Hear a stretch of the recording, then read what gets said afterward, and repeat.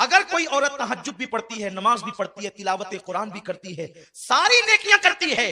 लेकिन इस हाल में उसकी मौत आए कि उसका शौहर उससे नाराज है, अल्लाह के रसूल फरमाते हैं ऐसी औरत जहन्नम में जाएगी। नमाज पढ़ने के बावजूद जहन्नम में जाएगी, रोजा रखने के बावजूद जहन्नम में जाएगी, क्योंकि उसने अपने शौहर को नाराज किया। बल्कि यहां तक मेरे रसूल ने फरमाया, कोई औरत तंदूर पर रोटी डाल चुकी हो, उस जमाने में तवे नहीं थे, यानी कि जैसे आज हैं, तंदूर पर रोटियां पकती थी। आका फरमाते हैं कोई औरत तंदूर पर रोटी डाल चुकी हो और उसका शौहर उसे अपनी जरूरत के लिए बुलाए,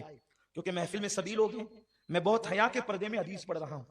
औरत ने तंदूर पर रोटी डाल दी है और उसका शौहर अपनी जरूरत के लिए उसको बुलाए और औरत ना कह दे और शौहर नाराज हो जाए, तो जब तक वो शौहर को नहीं मनाएगी, अल्लाह और उसके फरिश्ते उस पर उसी तरह लानत करते रहेंगे। अगर उसी हालत में उसको मौत आ गई तो वो औरत जहन्नम में जाएगी। आजकल की औरतें तो शौहर को गालियां देती है, अगर शौहर गुस्से में कह दे कि तुझे तलाक दूंगा, तो वो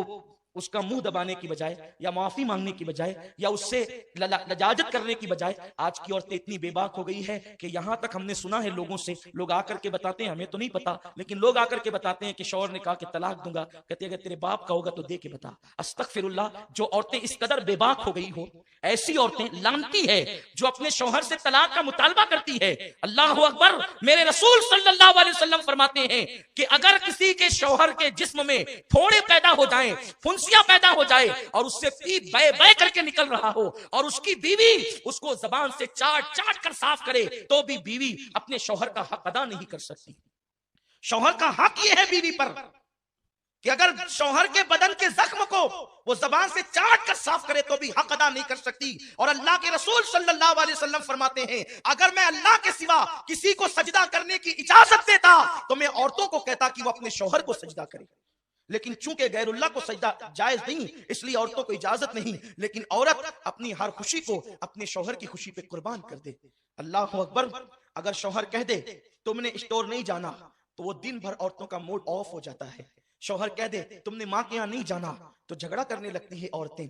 पता नहीं ये औरतें इतनी बेबाक कैसे हो गई। जिन औरतों को शौहर को सताते देखो, समझ जाओ इनका ठिकाना जहन्नम है। अल्लाह के हबीब सल्लल्लाहु अलैहि वसल्लम फरमाते हैं कि मैंने जहन्नम में सबसे ज्यादा औरतों को देखा, क्योंकि औरतें अपने शौहर की नाशुक्री होती है, यानी उनको हर दिन हर चीज मिले और कभी ना मिले तो बस उनका एक जुमला तो ये आप सुन ही लेंगे कि जब से इस घर में आई हूं मुझे कभी खुशी नहीं मिली, जब से इस घर में आई हूं मेरा मुतालबा पूरा नहीं हुआ, हालांकि हर दिन पूरा हुआ। ये नाशुक्री सिर्फ शौहर की नहीं, ये अल्लाह की नाशुक्री है, और ऐसी औरतें जहन्नम में जाएगी। और फिर माँ बाप भी इतने बिगड़ गए, अल्लाह रहम करम फरमाए, कि अगर बेटी शौहर का शिकवा लेकर के आती है तो माँ बाप कहते हैं बेटी हम कोई फकीर थोड़ी है, हम कोई जो है वो इतने गए गुजरे थोड़ी है,